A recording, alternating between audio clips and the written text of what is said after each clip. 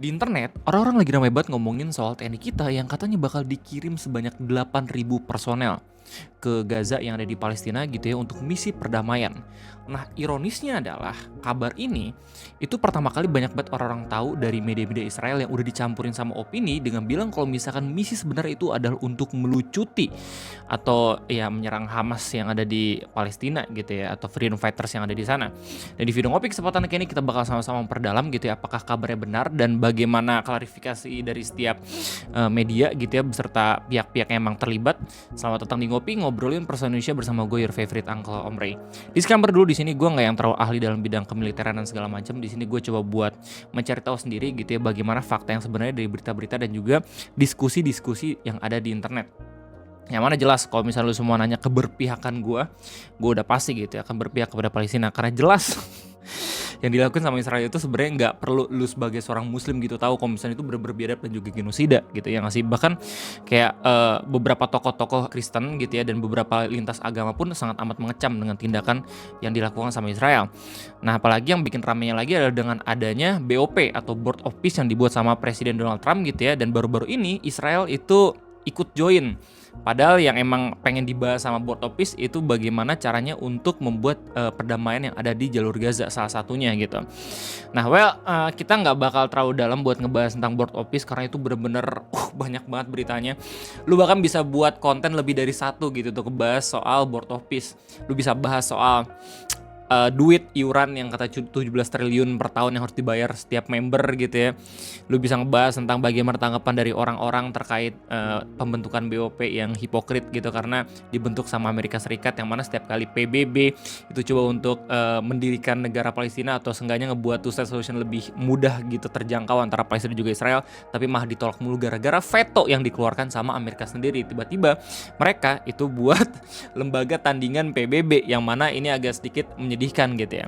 Tapi yang lebih sedihnya lagi adalah sebenarnya nggak cuma negara kita doang yang join gitu, tapi bahkan negara-negara yang emang tetanggaan sama Palestina itu pun join, kayak misalkan UAE ya, Uni Emirat Arab gitu ya, Qatar, Saudi Arabia, bahkan Turki ya, yang presidennya itu sangat amat dikagumin sama orang-orang, Endorgan pun itu join BOP.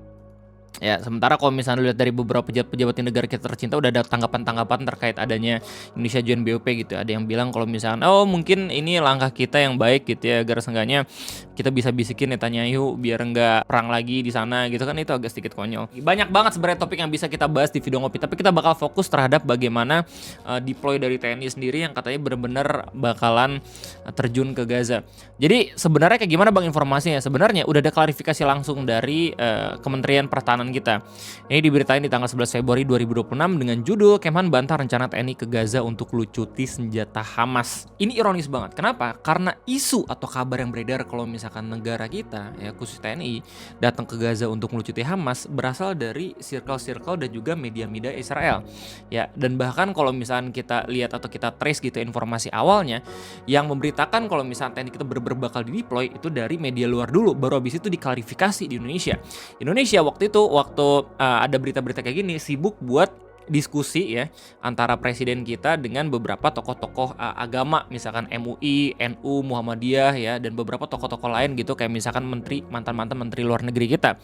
Ya, sampai pada akhirnya muncullah berita kayak gini. Dari Kompas diberitain kalau misalkan Kementerian Pertahanan membantah adanya rencana pengiriman pasukan TNI ke Gaza untuk melucuti senjata Hamas, kelompok militan Palestina yang terlibat dalam konflik bersenjata dengan Israel.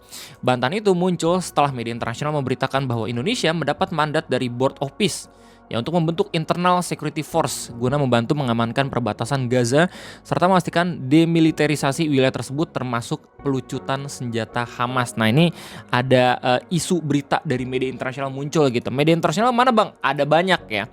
Ada dari The Jerusalem Post, ini media internasional dari Israel gitu ya. Terus kemudian berita dari The Guardian dengan judul Indonesia prepares to send up to 8,000 troops to Gaza as part of Trump plan. Ya, lalu berita dari BBC International, yang mana kalau misalnya kita lihat dari BBC Indonesia udah ada tanggapan langsung dari Hamas. Ya, ini berita terbaru tanggal 13 Februari 2026 dengan judul Hamas minta pasukan perdamaian di Gaza netral dan tak campur internal Palestina. Apa makna pernyataan itu untuk Indonesia? Jadi kalau misalnya kita lihat tanggapan dari tokoh-tokoh publik yang terkenal di Indonesia gitu ya, banyak banget yang berharap kalau misalnya Indonesia benar-benar bisa menjadi negara pasif yang bisa ngasih tahu pelan-pelan gitu ya, kalau misalkan Palestina itu harus merdeka gitu. Cuman kenyataannya adalah justru kita menjadi negara pertama yang ngedeploy pasukan ya, negara pertama di BOP nih. Padahal kita punya negara-negara yang kayak misalnya Qatar, Saudi Arabia, Turki, Uni Emirat Arab ya, Uzbek, Jordania gitu ya, dan masih banyak lagi. Tapi kita menjadi negara pertama yang bener-bener bakal ngedeploy pasukan sebanyak 8.000. Ya sebenarnya udah ada tanggapan antara 5.000 sampai 8.000 gitu, dan sekarang katanya lagi ada di pelatihan. Nah khawatirnya adalah kalau misalnya berdasarkan opini dari orang-orang Twitter, justru takutnya negara kita cuma dijadiin kayak samsak doang ya, pasukan-pasukan kita atau saudara-saudara kita di TNI cuma dijadikan sebagai alasan doang. Kalau misalnya tiba-tiba Israel nyerang lagi gitu ya, justru nanti kita bukannya malah ikut ngebantu Palestina, tapi bener-bener malah ngebuat Hamas tidak bisa menyerang gitu, karena emang udah diserang balik. Masalahnya kalau misalnya dari awal tujuan dari pasukan kita itu untuk misi perdamaian biar semuanya sama-sama tidak menyerang gitu ya, kan Israel udah nyerangnya bukan pakai orang lagi gitu. Mereka kalau nggak pakai long range weapon gitu ya, bener-bener pakai rudal gitu loh, rudal balistik yang bisa bener-bener langsung ngebuat manusia menguap. Kan sedih ya, takut kalau misalnya tiba-tiba kena ke TNI kita kan malah repot juga gitu loh. Kita lanjut lagi baca beritanya gitu ya. Narasi bahwa pasukan Indonesia akan dilibatkan untuk melucuti pihak tertentu atau menjalankan armament seperti yang disebut dalam pemberitaan tidak sesuai dengan fokus yang disiapkan Indonesia, kata Karo Infohan Setjen Kemhan Brigjen TNI Ricardo Sirait. Nah ini dikonfirmasi ulang nih sama negara kita kalau misalnya bukan kayak gitu tujuannya ya. Tapi masalahnya yang bener-bener ngebuat isu ini adalah negara yang emang jadi villain gitu loh di sana ya. Kemhan menegaskan bahwa fokus perencanaan Indonesia dalam mendukung stabilisasi dan kemanusiaan di Gaza adalah pada aspek rekonstruksi serta layanan kesehatan. Indonesia hadir untuk mendukung perdamaian dan kemanusiaan, bukan untuk memerangi atau berhadapan dengan pihak yang bertikai. Ya amin, bismillah, semoga yang benar-benar bisa mempertahankan sipil yang ada di sana gitu ya, dengan meningkatkan layanan kesehatan dan juga ya ini yang dikasih tahu gitu ya dengan fokus untuk rekonstruksi. Perwira Tinggi Pati TNI Bintang 1 itu menyatakan hal operasional terkait rencana pengiriman pasukan masih menunggu kejelasan mandat internasional, aturan misi, dan keputusan resmi pemerintah. Sampai tanggal 11 Februari 2026 kita masih belum tahu ya tentang kejelasan mandat internasional, aturan misi, dan keputusan resmi pemerintah. Tapi dari berita The Guardian kita bisa tahu kalau misalnya BOP udah memberikan instruksi ke Hamas ya atau ke Palestina untuk genjatan senjata hingga 100 hari ke depan. Kalau misalnya pada akhirnya tidak dilakukan sama Hamas juga Palestina, maka akan terjadi hal-hal yang lain. Nah permasalahannya adalah dalam 3 bulan tersebut TNI kita mungkin udah ada di sana gitu loh. Ini kayak what if skenario di mana TNI kita bener-bener terlibat langsung gitu loh. Ya bismillahirrahmanirrahim, gue benar-benar berharap yang terbaik gitu ya. Semoga saudara-saudara kita, ada teman gue juga gitu, masanya beberapa teman gue yang emang kerja di TNI gitu, semoga tidak terjadi hal yang tidak diinginkan. Emang benar-benar tugas saya tuh pengen memerdekakan saudara-saudara kita yang ada di Palestina gitu ya. Ya, namun pada prinsipnya kontribusi Indonesia akan tetap berada dalam koridor stabilisasi, rekonstruksi, dan pelayanan kesehatan. Adapun menurut laporan media internasional, Indonesia sedang mempersiapkan hingga 8.000 tentara untuk dikerahkan ke Gaza. Negara pertama yang melakukan hal tersebut sebagai bagian dari fase kedua perjanjian gencatan senjata yang ditengahi oleh Amerika Serikat akhir tahun lalu. Oh ya, fun fact. Sebelum pada akhirnya ada isu kalau misalkan negara kita benar-benar ngedeploy 8.000 pasukan, di bulan September 2025 ya, lewat majelis atau sidang majelis umum PBB gitu ya, Pak Prabowo sendiri sempat pidato kalau misalkan dia siap untuk ngedeploy 20.000 pasukan itu akhir tahun. Cuman sekarang akhirnya berjelas gitu ya lewat arahan langsung dari BOP, bener-bener kerja sama bareng Trump gitu, kalau misalkan yang dideploy mungkin antara sekitar 5.000 sampai 8.000. Kepala Staf Angkatan Darat Jenderal Maruli Simanjuntak mengatakan bahwa pelatihan itu untuk para prajurit udah dimulai dan mereka akan fokus pada peran medis dan teknik di Gaza. Rencana pengerahan pasukan merupakan tindak lanjut bergabungnya Indonesia dengan Board of Peace bentukan Presiden Amerika Serikat Donald Trump yang diumumkan pada bulan lalu.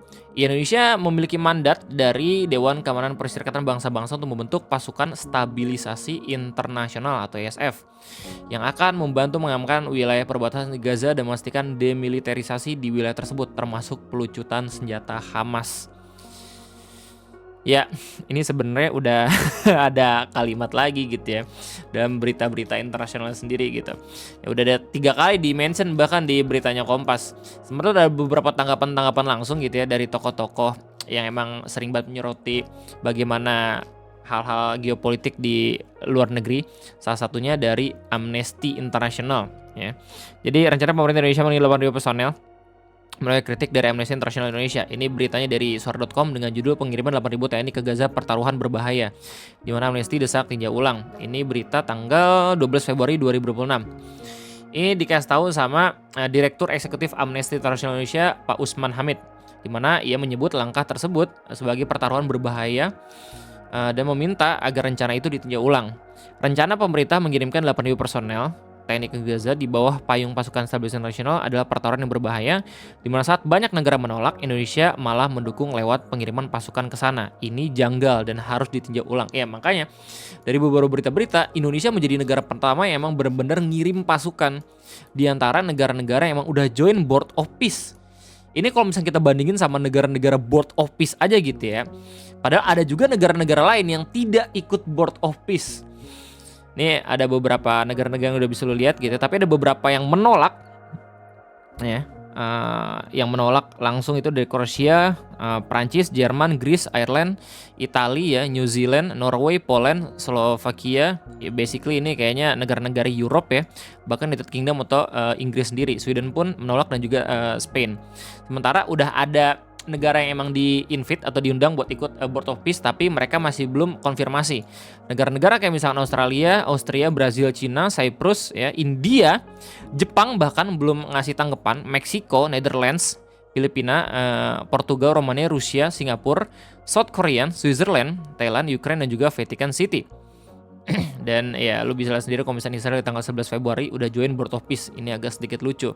Ya sementara negara-negara yang emang terlihat mayoritas Islam gitu udah menerima undangannya. Kayak misalkan Saudi Arabia, Qatar, ya Turki, Uni Emirat Arab, Uzbekistan, dan masih banyak lagi. Lanjut pendapat dari Pak Usman. Alih-alih memperbaiki situasi, Indonesia bisa terancam turut serta merusak sistem global pasca Perang Dunia Kedua yang berbasis kesetaraan dan keadilan. Jadi ini benar-benar harus ditinjau ulang. Menurutnya Indonesia lebih baik memperkuat upaya penegakan hukum internasional dengan meminta pertanggungjawaban Israel atas genosida yang terjadi di Indonesia. Dunia termasuk Indonesia wajib melindungi warga Palestina dari genosida dan memulihkan hak warga Palestina yang diabaikan sejak Nakba tahun 1948. Jangan sampai atas nama perdamaian Indonesia menutup mata atas kejahatan genosida dan apartheid Israel dan mengubur kemerdekaan Palestina. Di mana sebelumnya Menteri Sekretaris Negara mengungkapkan Indonesia akan mengirim pasukan sekitar 8.000 personel ke jalur Gaza Palestina. Ini berita udah kita baca. Jadi intinya gitu ya, diskusi orang-orang terkait permasalahan itu baik banget gitu ya, untuk menunjukkan bagaimana seharusnya yang dilakukan sama Indonesia gitu. Apakah benar keputusan yang tepat dalam mengirimkan pasukan-pasukan TNI kita gitu 8.000 ke daerah sana gitu.